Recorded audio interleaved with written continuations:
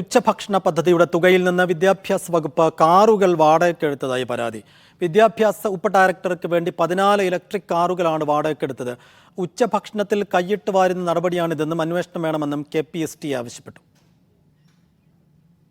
കേരളത്തിലെ പൊതുവിദ്യാലയങ്ങൾ പഠിക്കുന്ന കുട്ടികളുടെ പാവപ്പെട്ട കുട്ടികളുടെ ഉച്ചഭക്ഷണത്തിൽ കൈയിട്ട് വാരിക്കൊണ്ട് അതിനെ ഉന്മൂലനം ചെയ്യുന്നതിന് വേണ്ടിയുള്ള ഇത്തരം പ്രവർത്തനങ്ങൾ, ഇത്തരം അഴിമതികൾ കൃത്യമായ അന്വേഷണം നടത്തി കുറ്റക്കാർക്കെതിരെ കർശനമായ നടപടി സ്വീകരിക്കണമെന്നാണ് KPSTക്ക് ആവശ്യപ്പെടാനുള്ളത്. കാറ് വാങ്ങി ചെലവഴിക്കുന്ന ഇത്തരത്തിലുള്ള ദൂർത്ത് സർക്കാരിൻ്റെ ഭാഗത്തു നിന്ന് വരുന്നത് ഒരു കാരണവശാലും അംഗീകരിക്കാൻ കഴിയില്ല എന്നും ഇത് തികച്ചും അപലപനീയമാണെന്നും KPST ആവശ്യപ്പെടുന്നു.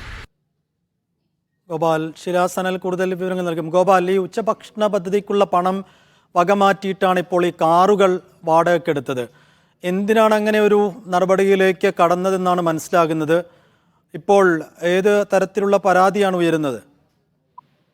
സിബുദ്ദീൻ അധ്യാപക സംഘടനയായ KPST ആണ് ഈ പരാതിയുമായി രംഗത്ത് വന്നിരിക്കുന്നത്. ഈ സ്കൂളുകളിലെ ഉച്ചഭക്ഷണ പദ്ധതിയുമായി ബന്ധപ്പെട്ട പ്രതിസന്ധി ഏറെ നാളുകളായി ചർച്ചയാവുന്നതാണ്. ഇതിൽ പണമില്ലാത്തതും പല പ്രധാനാധ്യാപകരും ബുദ്ധിമുട്ടുന്നതും എല്ലാം തന്നെ പലകുറി നമ്മൾ തന്നെ വാർത്ത കൊടുത്തതുമാണ്. ആ പശ്ചാത്തലത്തിലാണ് ഈ വാർത്തയുടെ ഗൗരവമേറുന്നത്. ഇപ്പോൾ KPST പ്രധാനമായും ഉന്നയിക്കുന്ന പരാതി ഉച്ചഭക്ഷണ പദ്ധതിയിലെ തുക വകമാറ്റി സംസ്ഥാനത്തെ വിവിധ വിദ്യാഭ്യാസ ഉപഡയറക്ടർമാർക്ക് വേണ്ടി 14 ഇലക്ട്രിക് കാറുകൾ വാടകയ്ക്ക് എടുത്തു എന്നതാണ്.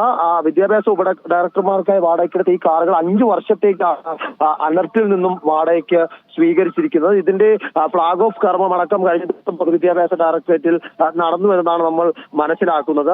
ഇത് സൈബുദ്ദീൻ സൂചിപ്പിച്ചതുപോലെ എന്തുകൊണ്ട് ഇത്തരത്തിലൊരു തീരുമാനം എടുത്തു എന്ന കാര്യത്തിൽ സാമ്പത്തിക പ്രതിസന്ധി മൂലം കാറുകൾ വാങ്ങുന്നതിന് വകുപ്പുകൾക്കും സ്ഥാപനങ്ങൾക്കും കർശന നിബന്ധന നേരത്തെ ധനവകുപ്പ് ഏർപ്പെടുത്തിയിരുന്നു. അത്തരത്തിൽ അത്യാവശ്യമായി കാറുകൾ എന്തെങ്കിലും വേണമെങ്കിൽ ഇലക്ട്രിക് കാറുകൾ വാടകയ്ക്ക് എടുക്കാം എന്ന തരത്തിലേക്കൊരു നിർദ്ദേശവും നൽകിയിരുന്നു. ആ ഒരു നിർദ്ദേശത്തിന്റെ അടിസ്ഥാനത്തിലാണ് ഇപ്പോൾ ഈ 14 ഇലക്ട്രിക് കാറുകൾ അനർട്ടിൽ നിന്നും പൊതുവിദ്യാഭ്യാസ വകുപ്പ് വാടകയ്ക്ക് എടുത്തിരിക്കുന്നത്. അത് ഉച്ചഭക്ഷണ പദ്ധതിയിൽ നിന്നും ഉള്ള ഒരു പണമാണ് എന്ന കാര്യത്തിൽ അത്തരമൊരു ആരോപണം ഉയരുമ്പോൾ അതിൽ അന്വേഷണം വേണമെന്നുള്ളതാണ് KPST പ്രതിപക്ഷ അധ്യാപക സംഘടനയായ KPSTയുടെ ആവശ്യം. കാരണം നേരത്തെ സൂചിപ്പിച്ചതുപോലെ തന്നെ പൊതുവിദ്യാഭ്യാസ വകുപ്പിന്റെ കീഴിൽ ഏറ്റവും പ്രധാനപ്പെട്ട പദ്ധതിയായ ഉച്ചഭക്ഷണ പദ്ധതി ഇഴഞ്ഞു നീങ്ങുമ്പോൾ അത് വലിയ ബുദ്ധിമുട്ട് നേരിടുന്ന പശ്ചാത്തലത്തിൽ ആ തുക എടുത്തിട്ടുണ്ടെങ്കിൽ അത് വിദ്യാർത്ഥികളുടെ ഉച്ചക്കഞ്ഞിയിൽ കൈയിട്ട് വാരുന്ന തരത്തിലേക്കുള്ള നിലപാടാണ്. അത് അംഗീകരിക്കാൻ കഴിയില്ല. അത് പൊതുവിലുള്ള വിദ്യാഭ്യാസ സാഹചര്യത്തെ അടക്കം